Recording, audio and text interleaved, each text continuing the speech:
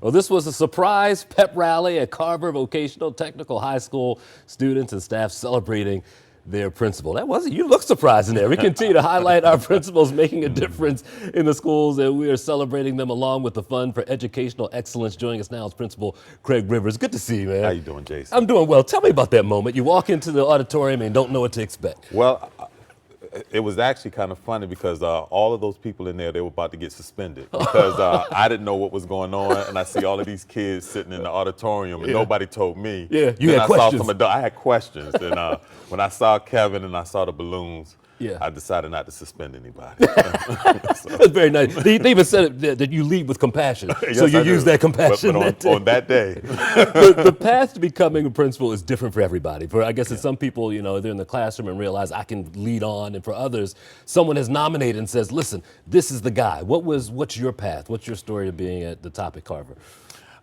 I believe that the teachers that I first met when I started teaching, I think they pushed me in that direction. Okay.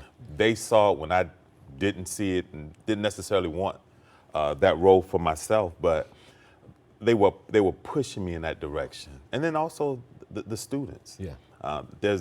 You see a need and you find yourself trying to fill that need, and you find yourself in that position. And so Yeah. I just wanted to help. That's essentially. That's all I was trying to do. Did you understand all the hats that you would wear, though? That you were going to be a psychologist and a therapist and maybe a away from home dad and all these things, not just principal. No,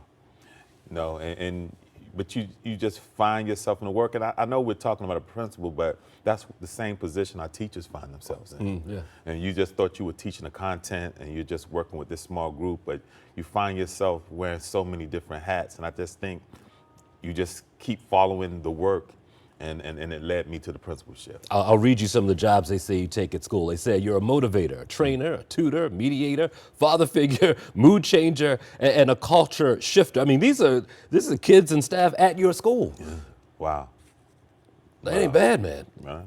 Tell me about the 9 to 5. You get in the morning at Carver. I'm guessing that you don't look like an in the office principal. It changes because the work changes. Sometimes you have some late nights. Yeah. And it prevents some of the early mornings, but you're trying to be there when the students are there. Okay. And the work is not just in the building. Sometimes you get there early. We may walk some streets and walk some of the alleys just to make sure our young people are safe and where they're supposed to be. But then I need to be in classrooms. I need to know what our students are receiving, what they're learning, or what they're not learning. Yeah. And it's so important that our young people just see you. Sure. They need to see your face. I think we provide that stability for them, where they may not be receiving it, or it's just whether there's trauma or not. I think we bring a sense of calm in what we do. They said you changed the culture at Carver. What was it before you got there, and what are you proud of now? Well, I think before I got there,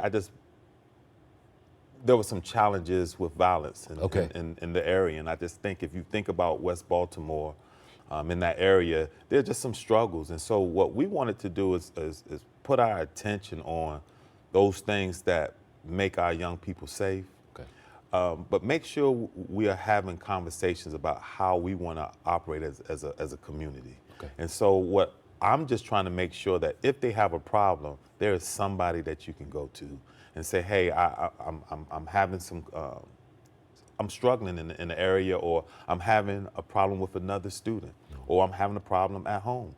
We're trying to build a community that we talk about that, and we give students strategies to how to figure that out. And so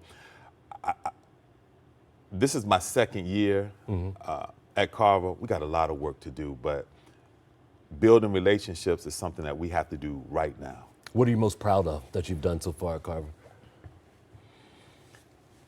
I think what I'm most proud of is that the students, that we're just trying to build a relationship with one another, building relationships with teachers. I just think that's so important. And I'm not talking about superficial relationships. Carver, we've had some trauma. We've lost teachers. We've had some trauma with students, and us pulling together around adversity, because that's what really builds those meaningful relationships. And so I can't, there's so many things that we've been working on in a short amount of time, but what I'm most proud of is that we are trying to come together and be as family as much as possible. I love it. Appreciate the work you're doing. Thank you, Jason. $2,500 coming towards your school from the Fund for Educational Excellence. I'm sure you'll put to good use. I'm sure all the Bears are going to be watching you this Sunday. Yes. They'll have plenty to say on Monday, by the way. Yes, I'm just they will. letting you know.